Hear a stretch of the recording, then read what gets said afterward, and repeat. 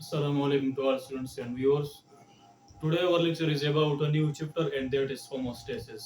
What is homeostasis and what is the main role of homeostasis in the living organisms?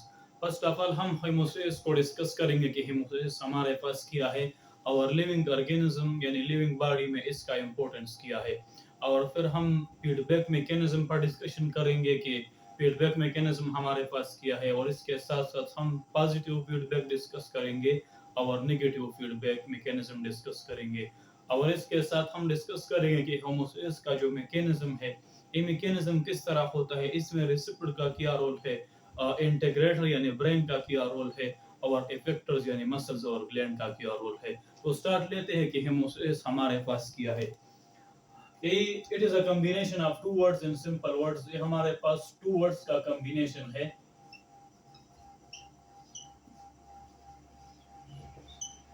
इसका मतलब ये है homo mean same and stasis mean condition, यानी same condition is called homeostasis in simple words. Same condition is called homeostasis. इसका definition किया है the tendency of a living organism, यानी living organism का वो एबिलिटी कि वो अपने इंटरनल एनवायरनमेंट को एक्सटर्नल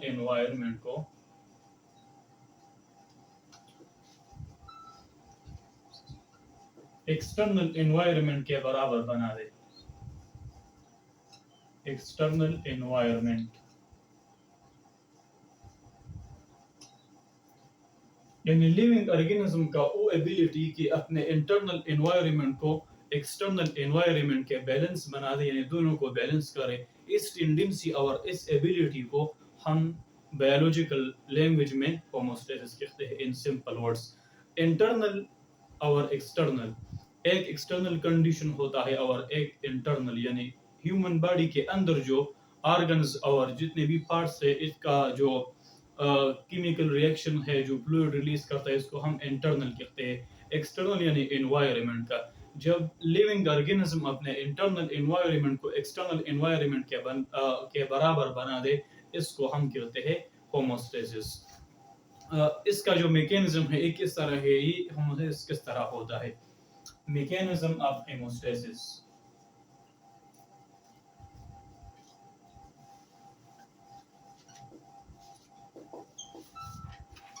मैकेनिज्म में बेसिकली थ्री पार्ट्स इन्वॉल्व है। एक हम कहते हैं रिसेप्टर्स।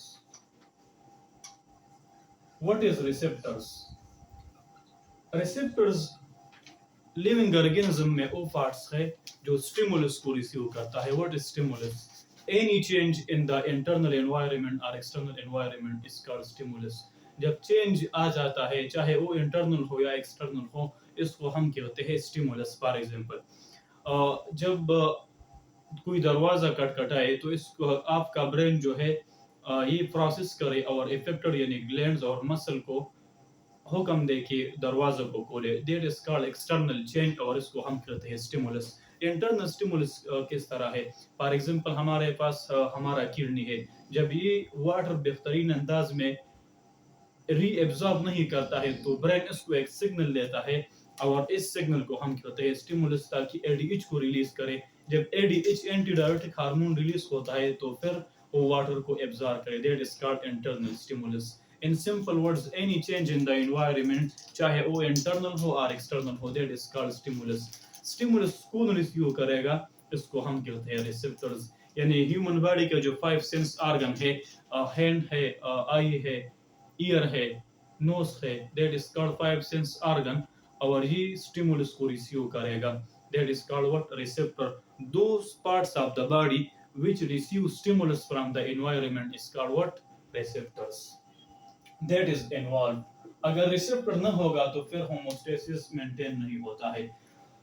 जब स्टिमुलस जो है रिसीव होता है तो ये स्टिमुलस पर रिसेप्टर क्या करेगा? रिसेप्टर इस स्टिमुलस को ट्रांसपोर्ट करेगा इंटीग्रेटर सेंटर को।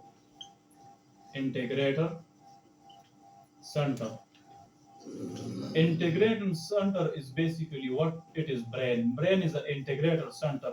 ये क्या करेगा? ये इस मैसेज को, इस पैगाम को प्रोसेस करेगा और इसके रिजल्ट में वो किया देगा इफेक्टर्स यानी ग्लैंड्स और मसल को ये हुक्म देता है कि ये काम करे, ये फंक्शन करे।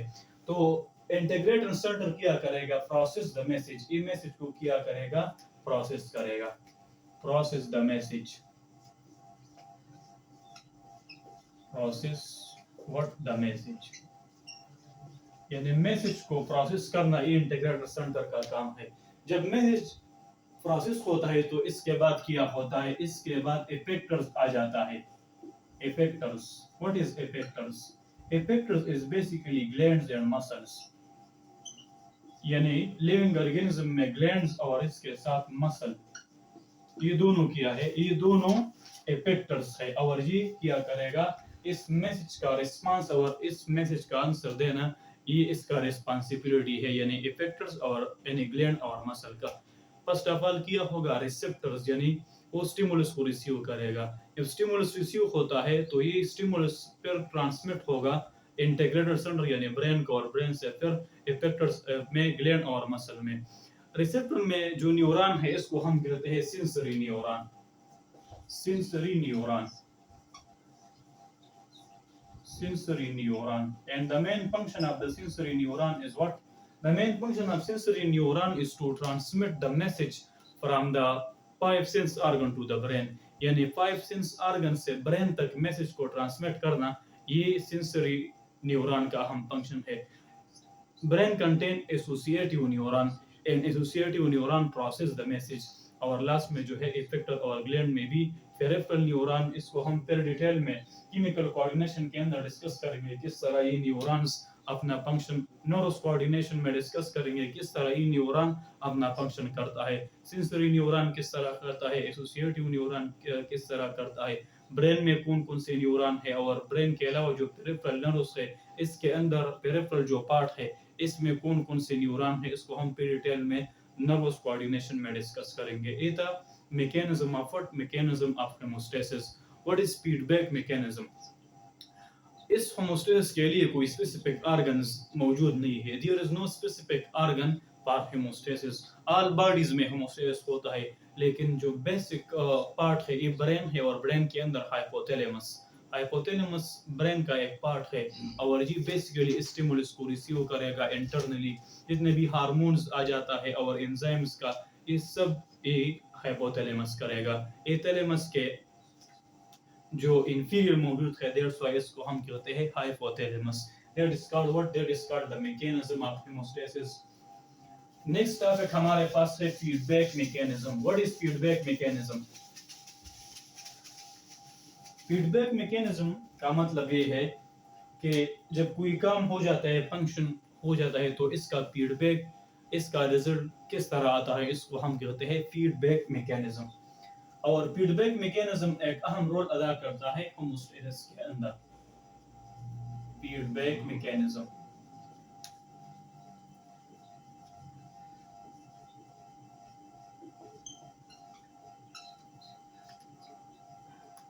how homeostasis is what maintained.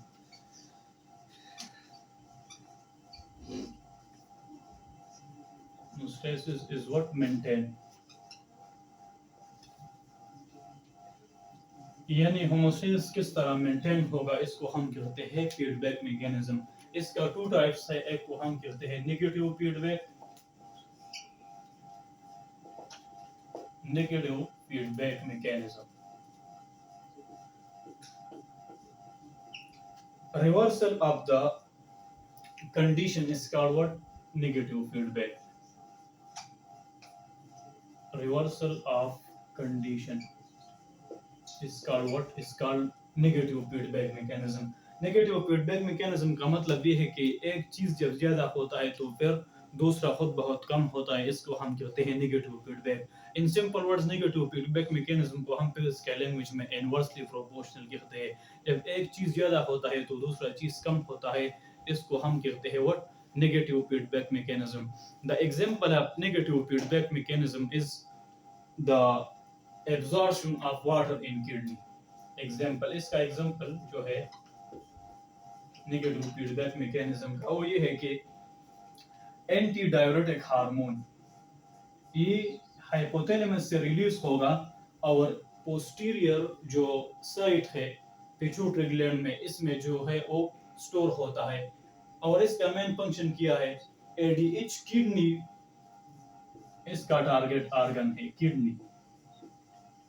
ये किडनी तक आ जाता है और क्या करेगा? ये वाटर एब्जॉर्ब करेगा, H2O को एब्जॉर्ब करना, H2O एब्जॉर्ब करना, ये इसका मेन फंक्शन है एंटी डाययूरेटिक हार्मोन का।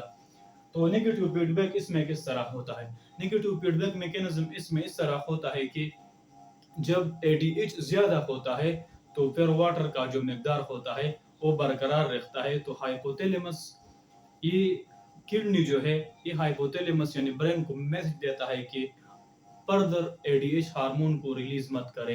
तो जब वाटर का बैलेंस हो जाता है तो फिर एडीएच खुद बहुत कम हो जाता है। और जब वाटर का मिकदार कम होता है बॉडी में तो ब्रेन से यानी हाइपोथैलेमस ब्रेन को एक मैसेज देता है कि एडीएच एंटी डाययूरेटिक हार्मोन को ज्यादा से ज्यादा रिलीज करे। That is called negative feedback mechanism. दूसरा हमारे पास है positive feedback mechanism. What is positive feedback mechanism? Positive feedback mechanism, positive feedback mechanism का मतलब ये है कि जब एक चीज ज्यादा होता है तो दूसरा भी खुद बहुत ज्यादा होता है, तो इसको हम कहते हैं पॉजिटिव फीडबैक मैकेनिज्म। इसका एग्जांपल है हमारे पास release of oxytocin in childbirth. Release of what? Oxytocin.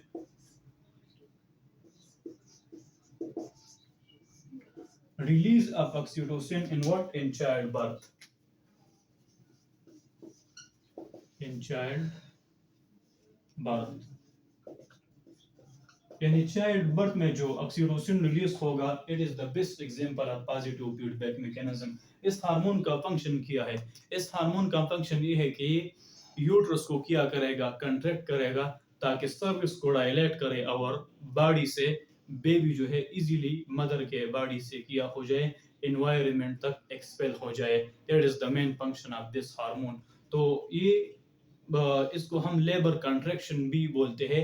जब ये सर्विस को क्या करेगा? कंट्रैक्ट करेगा, तो ब्रेन जो है बहुत ज्यादा इस हार्मोन को रिलीज करता है, तो ऑक्सीटोसिन भी ज्यादा होता है और इसके रिजल्ट में यूट्रस जो है इसका कंट्रैक्शन भी ज्यादा होता है।